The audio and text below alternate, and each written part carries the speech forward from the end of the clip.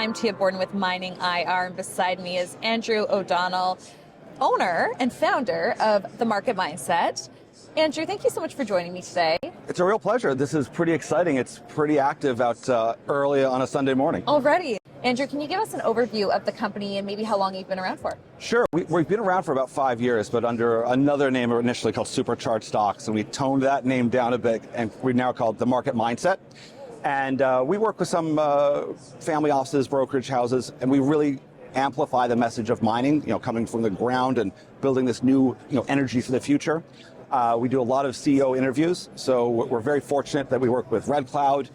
We have a series with them where we get to ask about projects and go right to the source of the GOs and the president CEOs of companies and ask them directly what do they think about markets and about their projects. So for us, we want to be a big educational source. It's free, just to promote mining, get people excited about the opportunity, and mostly the opportunity in this junior mining sector, especially for Canadians, to wake them up to that. And do you break it down for people? Not everyone knows or has the knowledge around the industry. Do you simplify it for them? Absolutely. That's what we really kind of focus on. We think we're strong at is, especially companies we invest in, they tend to be a little bit different. Like we'll go into helium or salt or even vanadium, and those are challenging ones because it's one thing to make copper sound sexy to someone, but if it becomes more complicated and chemistry and battery energy metals, people kind of take a step back. So we want to make it as simple as possible, point out why it's going to be beneficial to the country, where it's going to place itself in the future, and kind of make that macro position for them, and then step by step by step. And then the goal being we want them to engage with us, call us, send us a message, and we can talk a bit more deeply about it. But generally, it's just to try to get that message out that there's a lot of opportunity out there. And your focus is creating video content.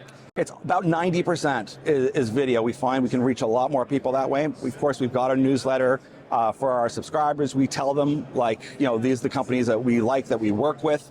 And then, of course, there's ones that we've actually, done IPOs with or we place money with. So that's how we kind of also grade the different levels of commitment between us and our subscribers. Andrew, are you partnering mostly with CEOs, investors? Who are you doing business with? It's a mix. It's a lot of family office and funds that are looking at projects. And then we are really trying to take a complicated message and reach a retail market. And just to tell them, listen, right in our backyard here in Canada, there's an opportunity not only for the country to be like a key driver in this change in energy, just as the Department of Justice is looking at 61 projects right now in the States, in Canada, is that there's an opportunity then for a retail investor to think, this is happening. And they can see that there's an energy shift. So they just have to kind of fill in those holes that what goes into this battery, what goes into this, how much copper does it take? And then to see, are we going to rely on it all coming from, say, China, from far away, where it goes on a big oil tanker that spends a lot of bunker fuel, which is terrible for the environment? Or should we look closer to home where we can use it right at source? Can you give us the Coles notes of what you think is happening with the market right now? Well, I think we're going through this huge change. We've been going through it for a couple of years now. We've talked about it at presentations and conferences over the last couple of years. We're definitely not through it. Obviously everyone knows that there's a lot of problems. There's a lot of issues.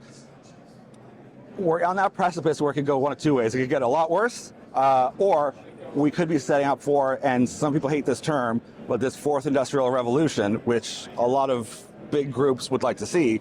And if that happens, that will be that impetus and that change of driving, information, the Internet of Things, this new energy, whether it's nuclear as well as hydrogen or everything else, that could lift everything up at a rapid rate. It's just, when do we get there? I don't know for sure, but that is the hope or the upside, is that would drive a lot of growth.